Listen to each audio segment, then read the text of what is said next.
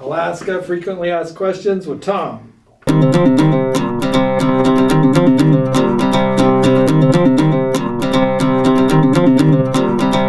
I'm Tom Melvin, and I'm the Executive Program Director for Yellow Dog, and we're going to talk about frequently asked questions for Alaska. So Tom, where are these lodges located in Alaska? Most of our lodges and partner outfitters are located out in the Bristol Bay region of Alaska, so areas like Katmai National Park, Lake Iliamna, the Wood-Tikchik region, so mostly out in the Bristol Bay area. We do have some great operations as well down in southeast Alaska in the Tongass National Forest, and then some in areas like the Yukon drainages, a little bit farther northwest for species like pike.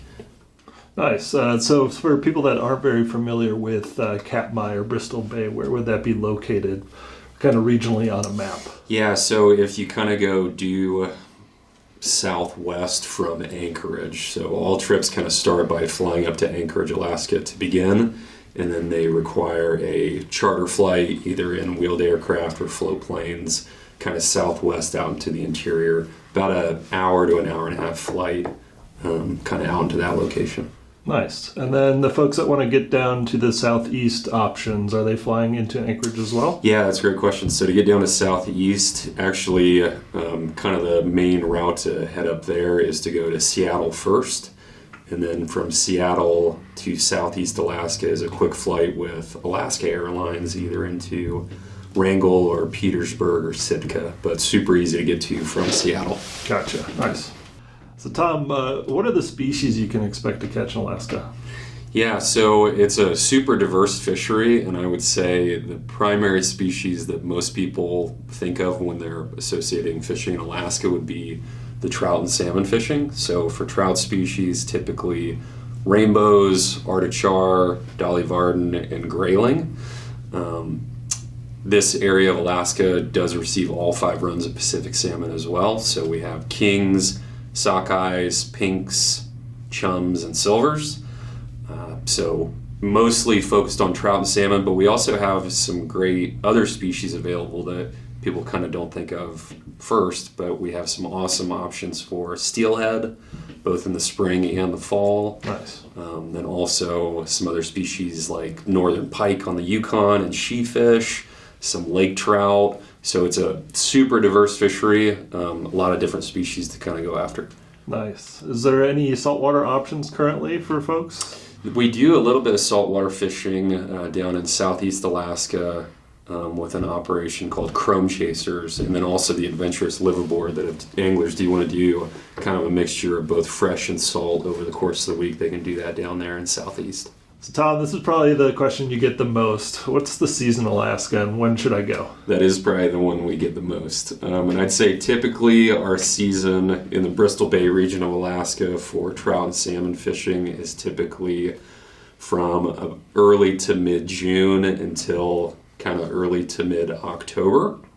As you know, you can have great fishing throughout that entire window, so the fishing can kind of always be good throughout the entire season, but it definitely will change based on what species are available. And then the big one for me is how we're actually targeting those species, because it definitely will change as you move through the season how we're targeting both trout and salmon up there. So when I get the question, what's the best time to go, I kind of always ask anglers, well, how do you want to fish? Because it will change quite a bit. For any anglers that do want to go up there and fish kind of a variety of different techniques, that they want to go up there and be able to streamer fish and potentially skate some mice or fish dry flies top water and maybe do a little nymph fishing, I would usually recommend kind of the first half of the season, like June until maybe third week of July, kind of before the big runs of salmon come into the freshwater to start spawning. That usually happens kind of into July, early August. When that does happen, the trout species really start to key in on the eggs and the flesh in the river from the salmon, just because there's so much food source in the river. Yeah. So during August and first couple of weeks of September, you can catch a lot of rainbows and a lot of big ones, as you know. but you're primarily doing it by nymph fishing. So if you do like nymph fishing, want to catch a lot of big fish, I'd say August to second week of September. Once we get to kind of the last month of this season, from mid-September until mid-October, when lodges start to close, that's usually when we kind of consider it as trophy time for really big rainbows.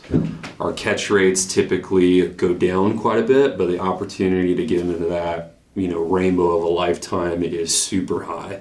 And it primarily transitions back over to like a subsurface game, swinging flies, maybe skating some mice. But back half of the season is definitely going to be, for anglers looking to go up there and just target really big rainbows. That was always a special time of year. Yeah. I really enjoyed late season, but again, early season too. It was really interesting. You would be dry fly fishing. Next minute you're fishing a mouse or a nymph or whatever. It just kept you really busy and felt a lot like pure Montana almost in a lot of cases where you're throwing bugs. Yeah. So pretty cool. And I'm sure you know this better than anybody, but we get a lot of anglers that if it's their first time to Alaska, they think they have to go during the month of August or first week of September, and it's a great time, but it's not the only time, as to go up there and have a great trip, and it just kind of depends on how you like to fish and what you want to do. Oh, for sure. I mean, that early season when the fry and smolt are moving, you have a chance at really big fish, and it's not as crowded either. You go middle of August, you're fighting for holes and things like that. Yep. Talk to me a little bit about the salmon, though, time of year. I'm sure that some of those are showing up at certain times of year versus other in that season. Yeah, that's a great question. And we do have good runs of salmon kind of throughout almost the entire season, but they definitely will change. They kind of come in chronologically or throughout different times of the season. You can have some overlap where you'll see multiple salmon or multiple species of salmon in the river at one time. But usually kind of the first species of Pacific salmon to show up in the freshwater are going to be your kings or chinooks. Usually kind of prime time for king fishing is going to be the second week of June until about the second week of July. Next species to come in are going to be your sockeyes, which are your most prolific runs of Pacific salmon. They're the ones that turn bright red, and there's just millions of them in the river when they are in the freshwater. Usually sockeyes are coming in kind of right at the beginning of July, really start to choke the rivers kind of beginning of August, and will continue their spawn through August and then start to die off about mid-September. Yep. Chums and pinks kind of coincide with that. They're just a little bit later, but usually chums and pinks are going to be coming in kind of mid-July and be available until mid to late August. And then the final species of Pacific salmon are going to be your silvers, which a lot of anglers really like to target, silvers or cohos. And I'd say usually for most areas in Bristol Bay, silvers are going to start coming in, I'd say right around about the second week of August and be available until about the second or third week of September, depending on where you're at. Nice. If you do really want to focus on fishing for a certain type of salmon species, like if you really want to go after kings, I'd recommend going in that window, mid-June to mid-July. Yeah. If you really want to go after silvers, I'd say shoot for that window mid-August to second week of September. For sure. Nice. Yeah. All right, Tom, another one that you probably get asked quite a bit. How bad are the bugs up there? I do get asked that one quite a bit. And honestly, they're always around just because it is a remote coastal environment, so you are going to see mosquitoes. But usually, after a day or two, you kind of get used to them. You're on the river kind of every day in waders, long sleeves, buff around your neck, maybe a baseball cap and some good bug spray. When you're actually fishing on the river, you usually have a little bit of breeze or a little bit of a current, so it usually takes care of the bugs a little bit. But after a day or two, you kind of get used to them. They are always around. I would say kind of the buggiest time of the year is definitely going to be right at the beginning of the season. So if we ever do have any anglers that are super sensitive to bugs or it's going to be a problem, that's kind of the only time I'd usually recommend avoiding would be like the first couple of weeks of the season in June. But they're always there, but you usually get used to them, and it's not that big of a deal after the first couple days. Yeah, I guess it is the tundra after all. What kind of bugs are we talking about up there? We're usually talking about mosquitoes, maybe some no-see-ums, kind of the little bitey bugs. Yep. There's the white sock fly too. I remember that's a special one at times. But yeah, in my experience, it's more like as you're on your way to the river, and then once you're on the river, you're fine. Don't be scared to wear a bug net sort of thing, and then you're fine once you're fishing. Yeah, and usually that's when you're spending most of the time during your day anyway is like actually out on the river fishing. So that's the time when usually you don't notice them as much as when you are actually getting to the river or when you're not fishing. What are the most important pieces of gear when going up to Alaska to fish? Yeah, I would say, the most important pieces of gear that I always recommend to anglers, invest in or make sure they're really comfortable with their gear would be a really good quality pair of waders and wading boots and a good rain jacket. You're pretty much spending all day, every day of your trip in waders and in boots, so you want to be sure that you have a really good quality pair that fits well, you don't have any leaks. You want to be sure your boots are comfortable and you're okay with walking distances in your boots, and then also having a really good shell or rain jacket because, as you know, it can rain any day during the entire season up there in Alaska. So I would personally say that's kind of the most important piece of gear you can go to Alaska with. Really good quality waders, boots, and really good rain shell. Yeah, I mean, the waders, to me, the amount of brush and stuff you're walking through, you do need quality. They're going to go through some wear and tear even in that 1 week span, so super duper important. Yeah. So Tom, when I'm going up to my trip in Alaska, do I need to be worried about the bears or bring my own protection or anything like that? Yeah, that's a question we get a lot too, and I would say absolutely not. I know that's a big question for a lot of anglers, that you're going to be sharing the water with these massive coastal brown bears, and it's something that you might be a little concerned about, but I'd say absolutely not. It's just something that adds to the overall dynamic of Alaska, as you know, making it such a unique fishing location. The reality of it is those bears are so used to sharing those watersheds with anglers. They've been doing it since the 50s. They also have such an incredible resource and food source with the salmon coming up to the river that they kind of just leave you alone if you leave them alone as well. So you definitely want to listen to your guide, and you want to be conscious of it. Give the bears their space. Don't do anything stupid, obviously. But definitely not something to worry about, and just adds to the overall dynamic of the trip. Definitely would not recommend bringing your own bear protection or firearms. It actually just makes it a little bit more of a pain to travel with. Most of the time you actually can't fly with bear spray in the float planes, which is how you get around a lot up there. So I would absolutely recommend leaving your bear spray and your firearms at home. Your guides will have you covered. Listen to them on proper bear etiquette, and just enjoy that aspect of the trip and being able to be around those bears. Yeah, at the end of the day, the guides are going to be the best at knowing how to read a bear and what to do in those situations. They're obviously going to brief you in the beginning of the week, but let them handle it because they're the pros. They've been around it a bunch, and like you said, those bears are so well fed. Often they're so fat they can barely move, which is pretty cool.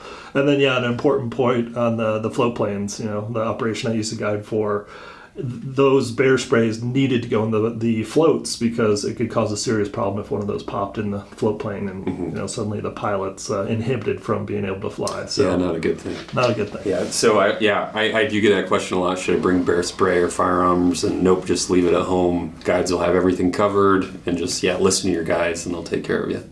What else you got, Alec? Why are trips to Alaska more expensive than some of the other locations that Yellow Dog offers? Yeah, that's a really good question. And typically, trips up to Alaska, week-long packages are shorter. They do tend to be a little bit higher on the price point than some other locations or freshwater fisheries. A lot of it has to do with just the remote nature of where these programs are actually operating. They're out in the middle of the tundra. To operate programs at the level that they do, everything has to be flown in. and planes and fuel are obviously a little bit more expensive. As you know, how these programs kind of operate, I mean, they really are world-class lodges with unbelievable accommodations and meals and equipment and planes. So to operate at that level obviously comes at a little bit higher price point. And then when you factor in moving around in float planes and flying to all these different fisheries, you can see how it does tend to add up pretty quick. But it is, absolutely incredible the level of service that these places are able to operate in such a remote area. I've never had an angler come back to it from a trip and just say, man, I don't think it was worth it.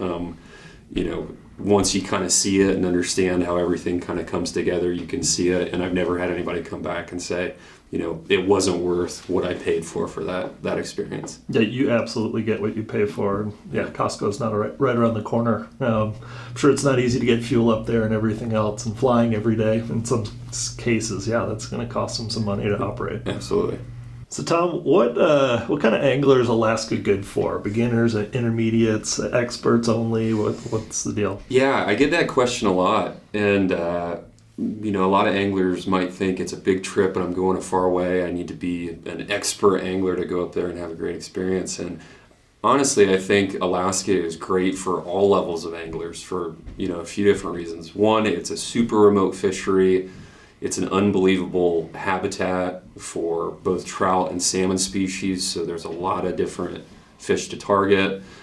So I really think it's a great fishery for everybody, whether you're a first-time angler, you've been doing a little bit, or you're a seasoned expert. It caters well to kind of all different levels of anglers. You can make it as technical as you want. So any anglers that do want to go up there and have a little bit more of a technical experience or have fished a bunch, you absolutely can do that. But for anybody that's just learning to go up there or looking to go up there, have really good opportunities to hook into a bunch of fish, learn how to target fish and fight fish really well. You're going to have a lot of opportunities to do that. So I really think it caters well to everybody across the super wide spectrum of experience. Yeah, I mean, with such a target-rich environment, what a way to learn. Your guide's going to be able to obviously teach you all the hard stuff, and then the fishing's actually the easy part at the end of the day. So pretty cool. Yeah. What else you got for me? What rods do you recommend for a trip up to Alaska? Yeah, so it's usually pretty simple for the trout species. So for rainbows, Arctic char, Dolly Varden, grayling, I usually recommend like a good stiff 6-weight or even a 7-weight. 9 to 10 feet in length. And then for the salmon species, for most of them, for sockeyes, pinks, chums, silvers, I usually recommend like a 9-foot 8-weight. That kind of covers you on most salmon species. The only salmon species I would recommend a heavier rod would obviously be the kings or the Chinooks. For those, I'm usually recommending like a 9 or a 10-weight. But for all the other salmon, I'd say 9-foot 8-weight, and then for the trout species, like a good 6 or a 7. We have some anglers that ask if they can bring a 5 along. Usually, I think with a 5, you might be a little undergunned if you're throwing a big heavy streamer or mouse pattern or hooking to a super hot 26-inch rainbow. You might feel a little undergunned with a 5, so that's why we usually recommend like a 6 or a 7 for the trout species. Yeah, a 20-inch rainbow up there is much stronger than a 20-inch rainbow down here, if you ask me. They're just so full of protein from all the food they're eating. You definitely want to be prepared for them. Yeah. Now, do the lodges have equipment for you, or is it kind of per lodge? It's a little different for each one. Yeah, most of the programs up there can outfit you with rods and rails. Some of them even can outfit you with waders and boots if you want to leave them at home. It will vary a little bit just depending upon the program. Some of them do, some of them don't. So we always let anglers know that, when we're kind of exploring the different options. But quite a few of them will actually provide rods, reels, and then also your flies and your terminal tackle. Very cool. Yeah. So, Tom, with Alaska being in the United States, is it really that important that I read the pre-trip planner? Is there information in there that's going to be, outside of what I would just, assume? Yeah, that's a super important question, and you should absolutely read your pre-trip planning guide wherever you're going in the world with Yellow Dog. Our team, I know, it takes a lot of time and has over the years of really developing those, and we're constantly updating them with the most up-to-date information and our recommendations. So it's an unbelievable resource when getting ready for your trip. It'll usually answer about 95% of the questions you might have. So absolutely important to read it, whether you're going to Alaska or anywhere else in the world that you're traveling with Yellow Dog. So Tom, we're getting close to the trip. How available are you going to be for me when I have those what-if questions for you in those last couple days or even on the day of travel? Yeah, that's a great question. And I would say super available, and I'd say that about the entire Yellow Dog team. We're always available for our anglers kind of leading up to the trip. We always do a pre-trip call prior to your departure, usually about a week before, just checking in, seeing if you do have any last-minute questions, make sure you have everything you need. We also send a really detailed final itinerary that has all of our cell phone numbers on them if you do need to reach out while you're traveling and need some assistance or are stuck. But super available, probably a little bit more available than we'd like to admit.